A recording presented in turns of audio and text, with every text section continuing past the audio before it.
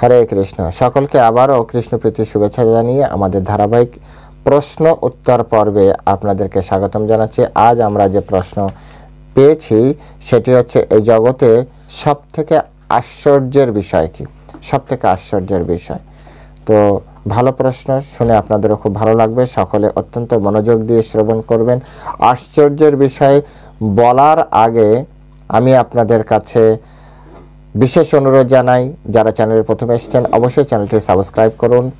এই চ্যানেলে আপনারা শাস্ত্রের একেবারে নির্যাস জানতে পারবেন। তো চলুন শুরু করি। আশ্চর্য হচ্ছে এই জগতে শ্রীমদ্ ভাগবতম থেকে একটা শ্লোকটা আমি পরে বলবো। প্রথমে হচ্ছে আমি অনুবাদটি বলছি। অহ কি আশ্চর্য! এইসব মানুষ আসন্ন প্রাণ অপহারক ভয়ঙ্কর মৃত্যুকে দেখে না। মৃত পিতা বা মৃত পুত্রকে দাহ করে এসে তারা মৃত্যুর ধন সম্পত্তি দ্বারা অতি তুচ্ছ বিষয় সুখ ভোগ করার আশায় জীবন ধারণ করে থাকতে ইচ্ছা করছে। হরে কৃষ্ণ। তো মানুষ ভাবছে যে সবাই মরে গেলেও আমরা মরব না। এটি হচ্ছে এই জগতের সবথেকে আশ্চর্যের বিষয়।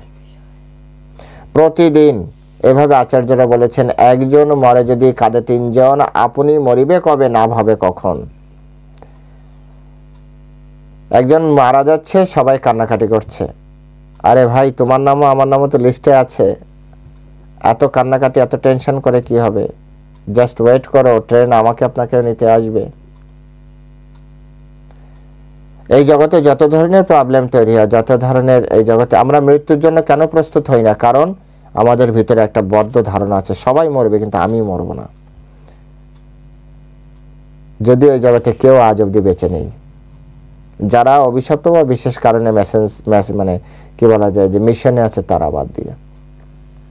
এ বিষয়ে শ্রীমদ্ ভাগবতমে যে কথাটা আমরা বলেছিলাম শ্লোক রয়েছে, সেখানে বলা হচ্ছে, অহো বিচিত্রাম ভগবদ বিচেষ্টিতাম ঘ্রান্তাম জরায়াম হি মিশান পশ্যতি ধায়াত ন সদ্বহি বিকারম সেবিতোম নিরিক্ত পুত্রাম পিতরাম জিজিবিষাতি। অর্থাৎ কি আশ্চর্যের বিষয়, কি আশ্চর্যের বিষয়। অহো আশ্চর্য! এই জগতে সব মানুষ আসন্ন প্রাণ অপহারক ভয়ঙ্কর মৃত্যুকে দেখেও দেখছে না। এটি হচ্ছে সব থেকে বড় আশ্চর্য। আপনি আমি এই জগতে মৃত্যু বরণ করতে দেখছি, কিন্তু আমরা শুধরাচ্ছি না। আমরা ভাবছি এই জগতে আমি থেকে যাব, এই জগতে আমাকে বাড়ি করতে হবে, গাড়ি করতে হবে। মৃত্যুর জন্য কোনো কারো টেনশন নেই। তো মানুষ অপরাধ করছে কারণ কি? সে জানে যে সে মরবে না। সবাই মারা যাবে কিন্তু সে মরবে না। তাকে কে মারবে? এই জন্য যে কোনো কালো পন্থাও সে গ্রহণ করছে।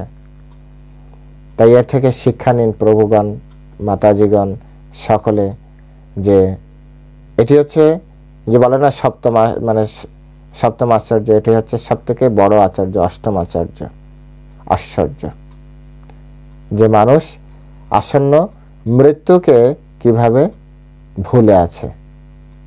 সবাই মরতে দেখেও সে চুপচাপ স্থির আছে। এটা আশ্চর্যের বিষয়। হরে কৃষ্ণ। সকলে ভালো থাকবেন। জয় শ্রীল প্রভুপাদ কি জয়।